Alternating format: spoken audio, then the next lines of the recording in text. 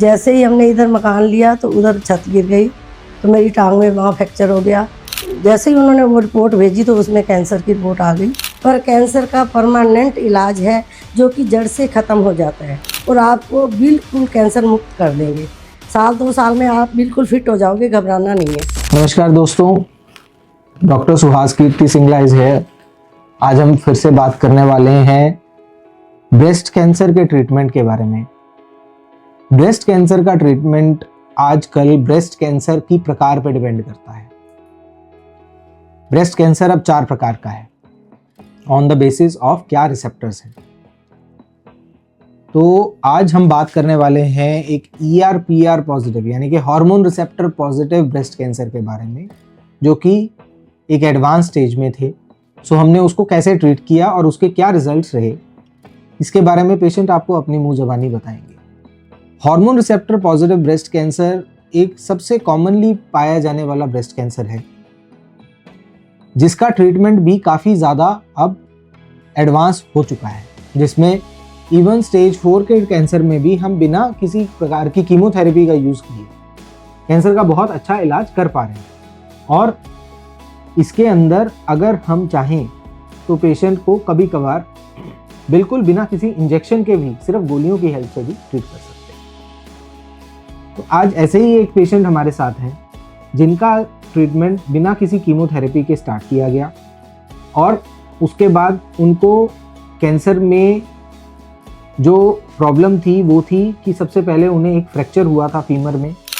पहले हम DLF रहते थे, उसके बाद कुछ समय के लिए गुरु नानकपुरा चले गए, तो वहाँ से फिर DLF आने का हमारा विचार बन गया। जैसे ही हमने इधर मकान लिया तो उधर छत गिर गई, तो मेरी टांग में वहाँ फ्रैक्चर हो गया, तो उसमें बहुत दिक्कत आई। उसको ऑर्थोपेडिशियन ने फिक्स किया, उसकी बायोप्सी हुई और उसमें उन्हें पता चला कि उन्हें किसी एक प्रकार का कैंसर है। एक बार ऐसे ही बैठे बैठे मैं बच्चे के साथ थी, पोते के साथ, तो मेरे पोते को पकड़ने लगी, मैं बेड से नीचे गिर गई।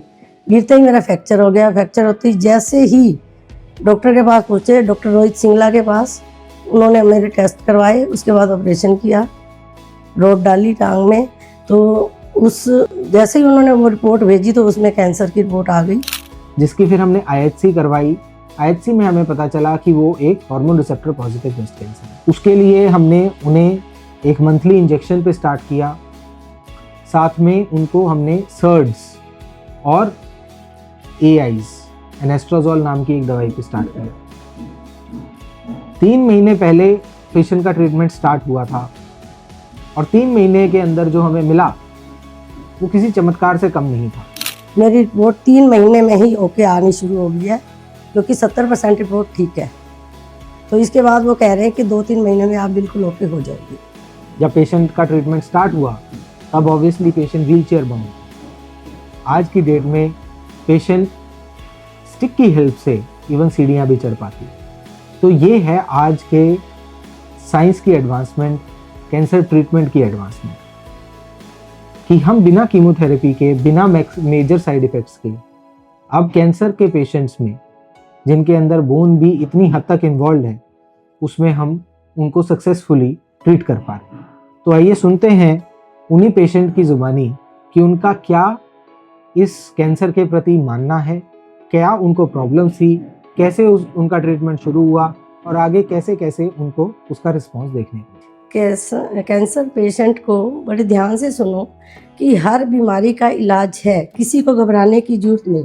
BP का इलाज नहीं है, शुगर का इलाज नहीं है, क्योंकि वो परमानेंट 24 घंटे बाद दवाई लेते हैं। पर कैंसर का परमानेंट इलाज है जो कि जड़ से ख़त्म हो जाता है।